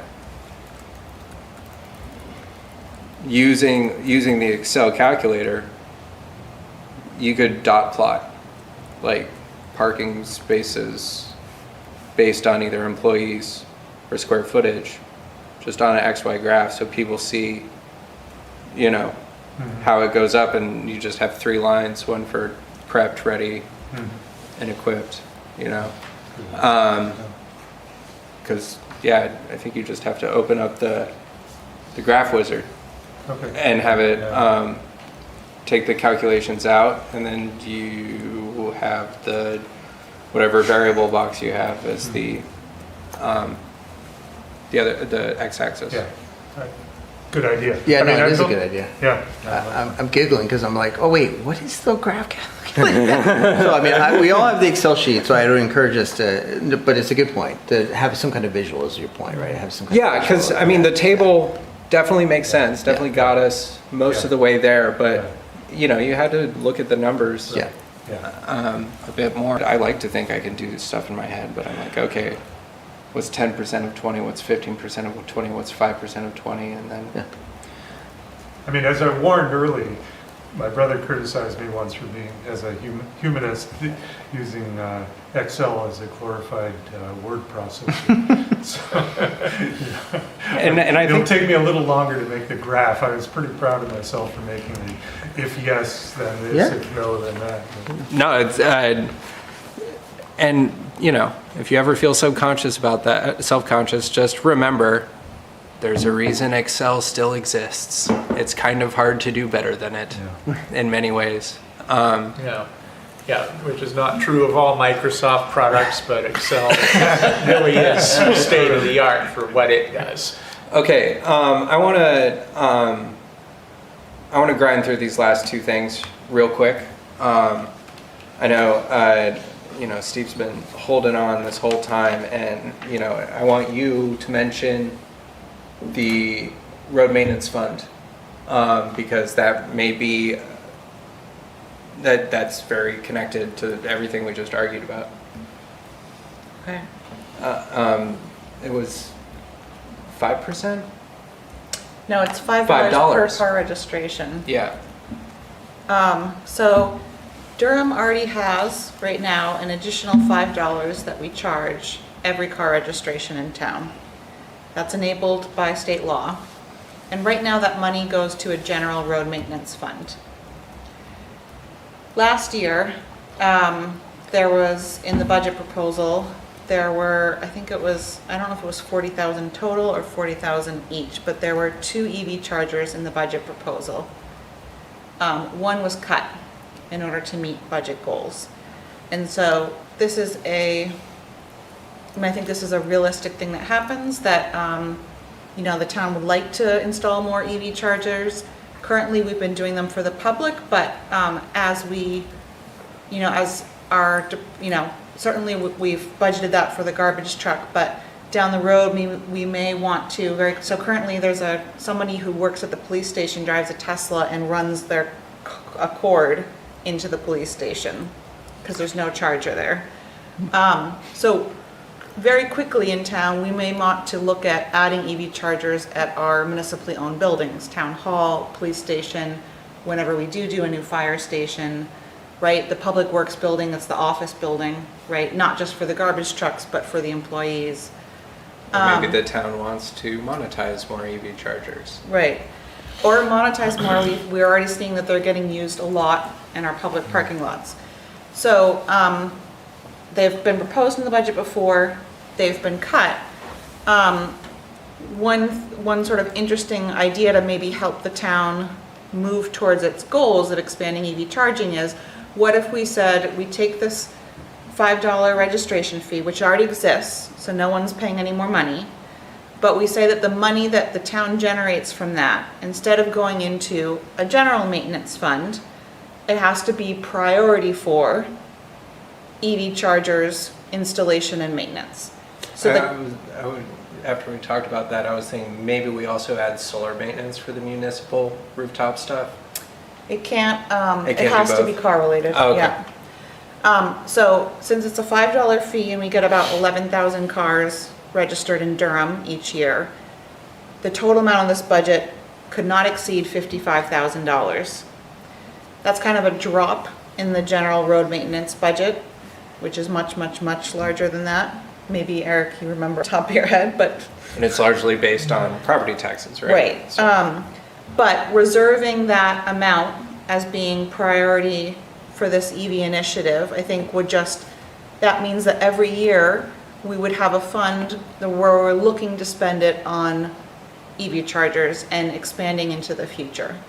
And the reason to bring it up at this meeting is that we're about to embark on budget season. And this is kind of the last opportunity to approach Todd and Public Works with this idea for next year's budget. So yeah, that was just kind of a, So I have a question, oh, sorry. No, you go. Okay, question about taxes for road maintenance. I know the state adds a tax to gasoline for state highways, right? The town doesn't have any tax on gas to support roadway, do they? comes out of our property tax. It So does, okay. all of our town budget comes from our property taxes. The largest part of our property tax actually goes towards the schools.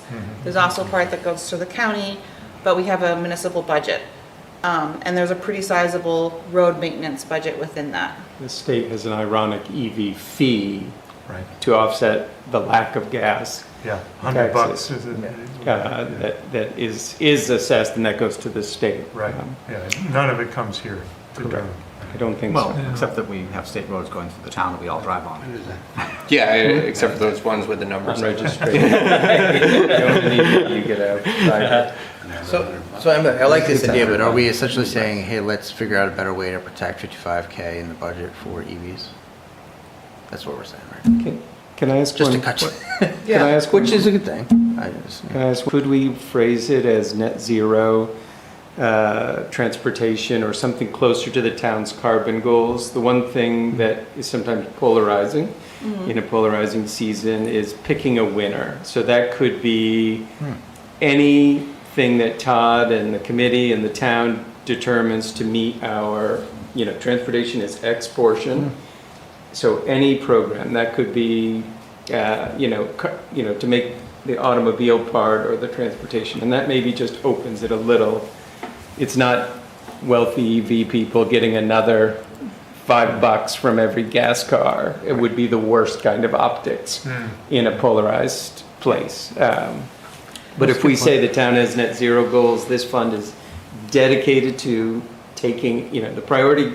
Any budget chief that brings forward something that moves that needle is going to get priority over tossing it into the general road fund. Yeah. And we will yeah. show up at the trough with one EV charger after another. Right. That may be the winner for the next years, but this could be, a longer thing to meet our goals.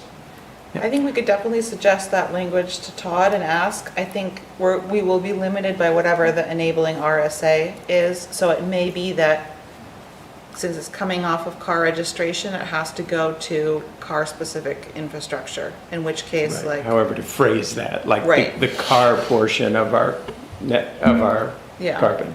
Question. I have a little, it's a question in my head. It requires some more formulating and thinking on my part, but my initial sort of hesitation on this is, okay, so we're gonna put chargers in for town employees to use for those that have electric vehicles. So it's an adjunct benefit for some town employees, but not all town employees that we're dedicating this fund for. We're not putting in a mobile oil change so that everybody can benefit of something.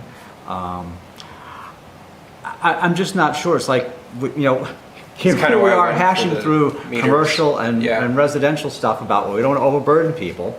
Well, it's the town.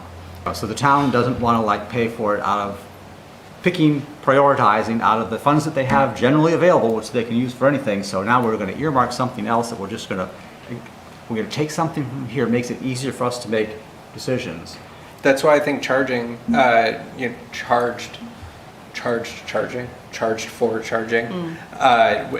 If we're taking those monies, spending it on chargers anyone can pay for, and then we're getting money back for it, and then we're also still getting the $5 fee on top of that, then all of a sudden we can start talking about appropriating it in various ways, Yeah.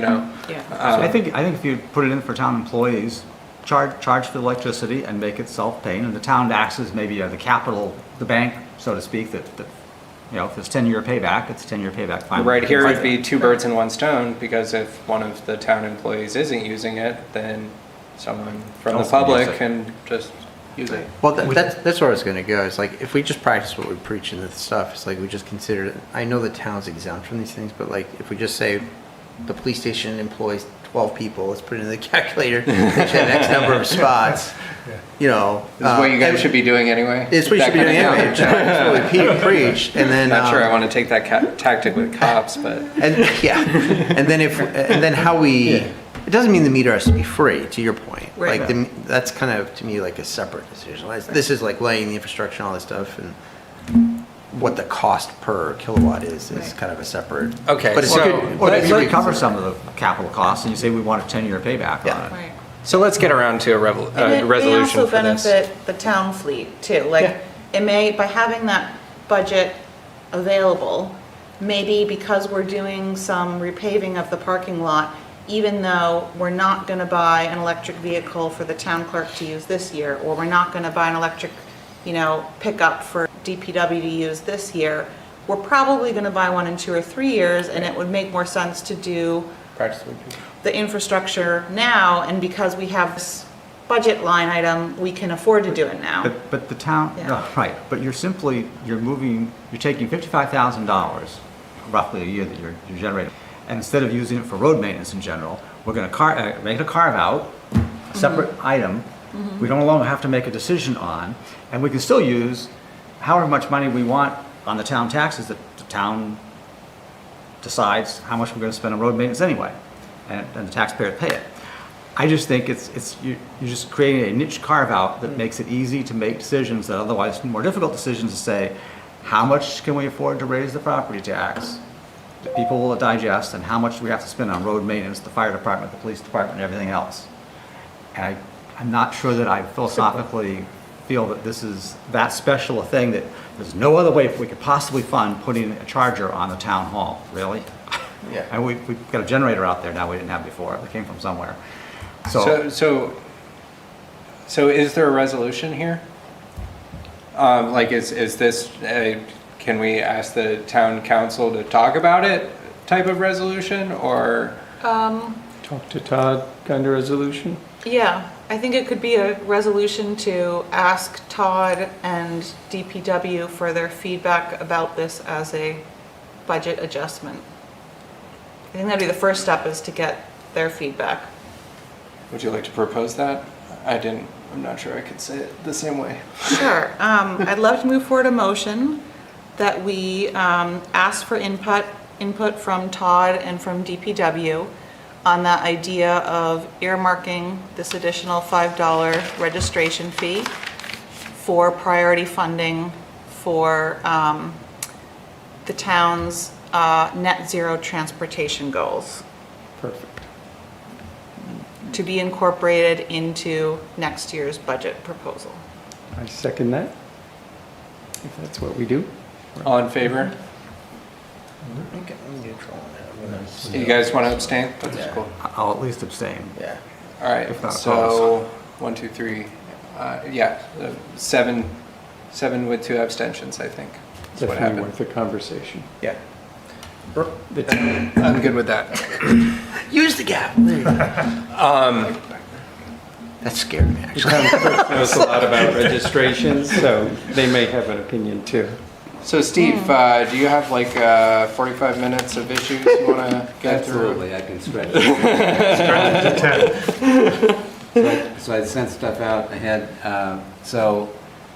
By the way, I don't know if everybody is on the Clean Energy New Hampshire distribution list.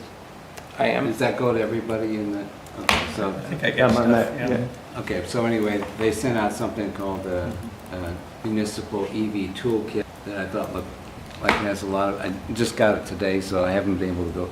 So Yeah. that's potentially there might be something in there that helps us with this ordinance. One of the things that I did see in there was to talk about load sharing of multiple chargers on a single circuit, so that might revise some of our, minimum circuit requirements or something, so that the point they were making is that if you're putting in circuits for overnight charging at an apartment house, you could have multiple sharing the same circuit. They're going to steal from each other until one is full, and then they would, so in an overnight charging situation, it works out reasonably well. Instead of putting in 4 40-amp circuits, you put in one and share it with 2 or 3, and everybody's still okay. So Yeah.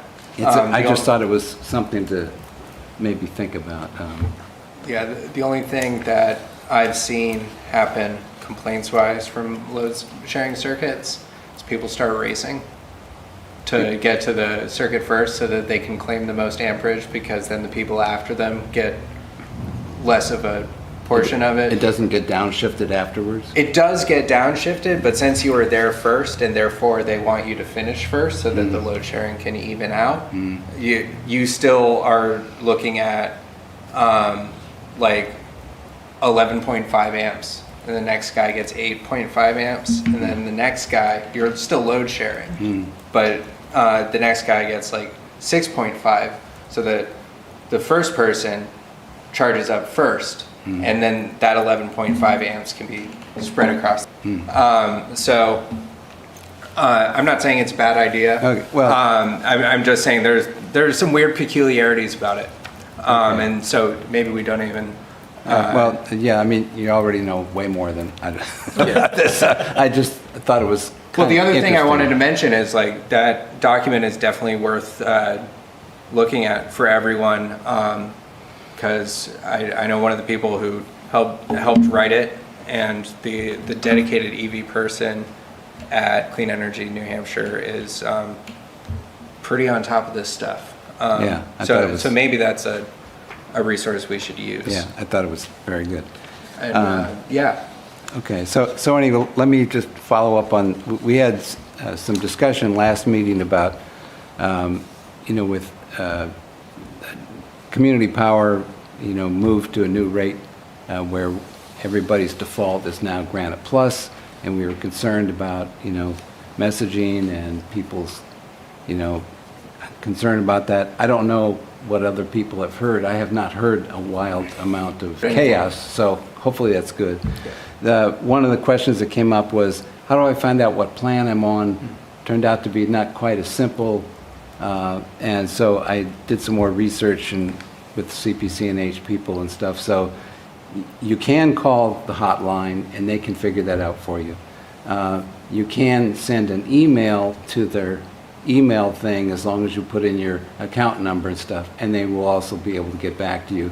You can't just go to the website because that one doesn't have sufficient information to pull up your current plan. So that was kind of the distinction Right. to draw. And so I updated pages in the town website under Durham Community Power, trying to explain this.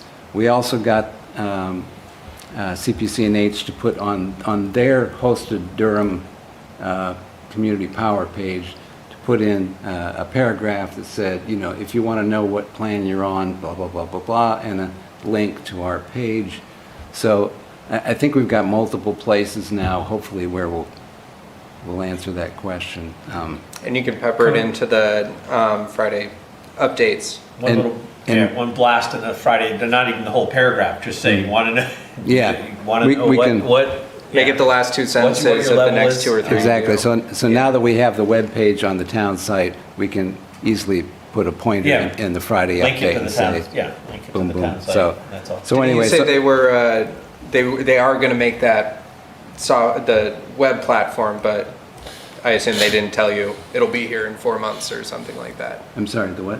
We mentioned, you know, internet-based platform to look it up, and you said you thought they were working on that, but it sounds like they didn't give you any like timeline. No, it's already up. No, I think he's saying is the feature to be able to look up your current. Oh, to be able to look it up? No, that has not been addressed. The missing. That's totally understandable. It's And I utility don't rules, it's know all if right. that's even feasible Yeah. with what they have. But, yeah, okay. So there's no expectations that it's coming anytime soon. No. I just want to make sure. No Yeah, no, expectation. we're just going to make sure So everyone knows that where that email is. As long as yeah. we don't, if there haven't been 3,000 people calling from Durham to find out what plan they're on, then I guess we're probably okay.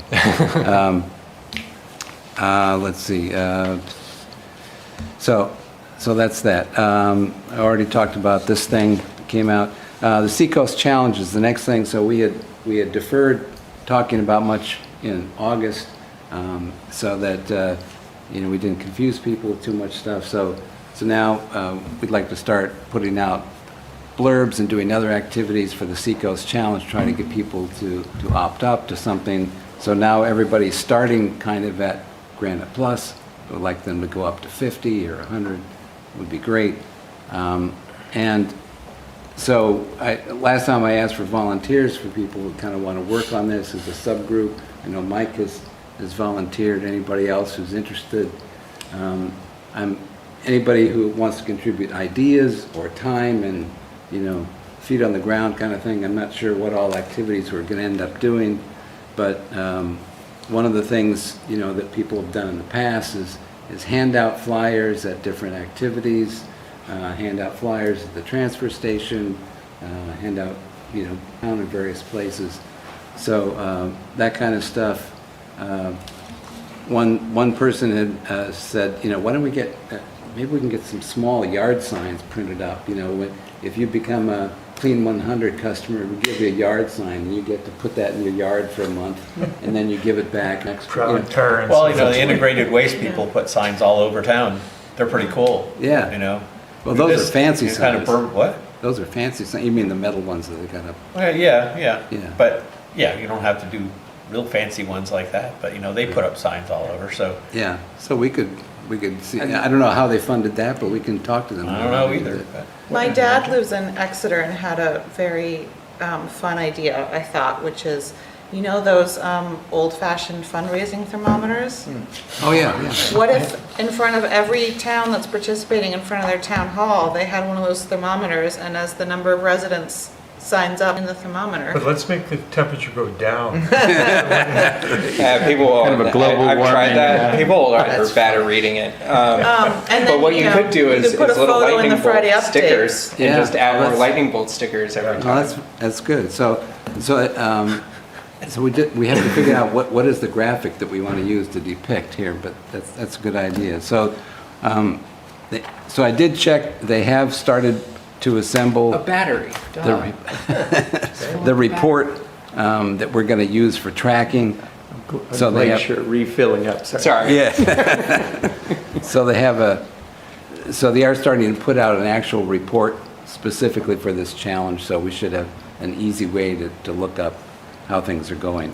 But like you said, a nice graphic that would show how we're doing and also how we're doing compared to the neighbors and those guys. So that would be great. Stephen, sorry, can you remind me the start and end date of the challenge? So the challenge is, it goes for the duration of the rate period, so August through January. Okay. And then the winners would be determined in February Gotcha. next year. So that would be the idea.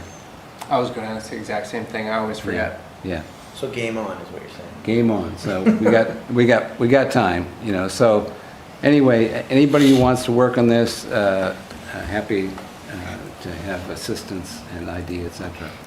And we'll see in a month. We can give updates every month here and see how we're doing, how the other towns are doing. As you might expect, my weekly dance card is a little full, but for public stuff that you need more hands for, if you want flyers put up, that kind of thing, I'm totally happy to do. I just keep signing up for meetings in and out of work all the time. And Steve, have we, I should probably cut them down. it's probably too late to suggest this, but, Don't do it. yeah, I can. I'm just kidding. Well, no, if reports are already being created, I mean, part of me is like, we should be measuring the amount of green energy per housing versus like plans increasing and stuff. So I believe they're going to have, right now we can get a measure, megawatts per month that Durham is buying from Community Power. And I believe they're also going to be able to give us a breakdown per plan, how much. So we should be able to see people shifting into a greener plan and the overall town's impact. I'll have to follow up on that and see if they've been able to get that measure done. But right now, we can at least give a ballpark figure for how much Durham is consuming electric-wise. Because Eversource has to publish their fuel usage and how much carbon that occupies. Yeah. But it won't include like net metering and so forth. Right, there's not a way, because the utility like that. Yeah. Right. Do we have a number in the report for the next Friday update? Is there like a count even? I could say 10 people have already done it, or?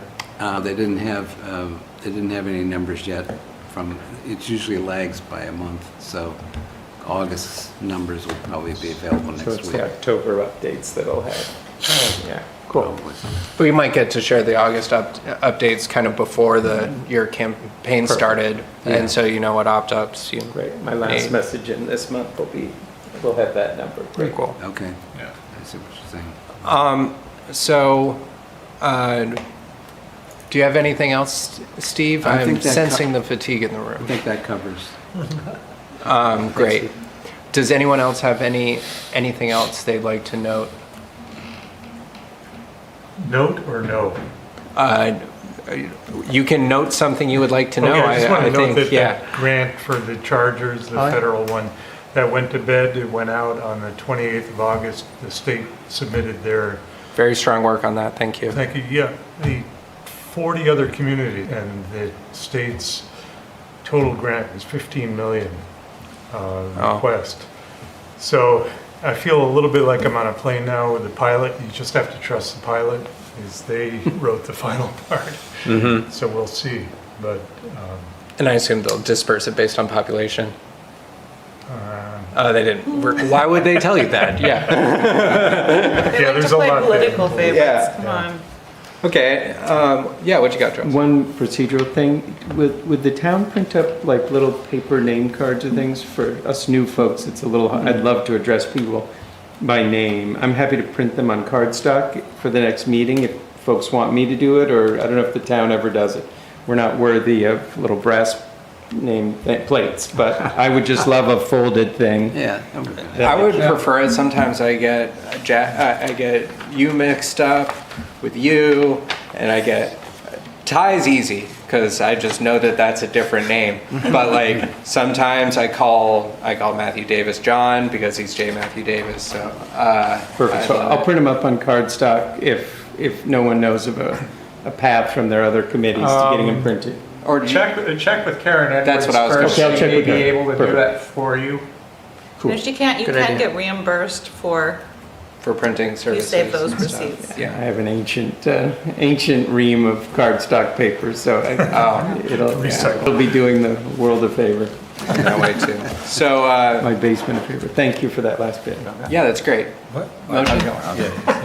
Motion to adjourn. It's your job. Personal value. All in favor? All right. Thank you, everybody. Yeah, give me, Jack, thank you.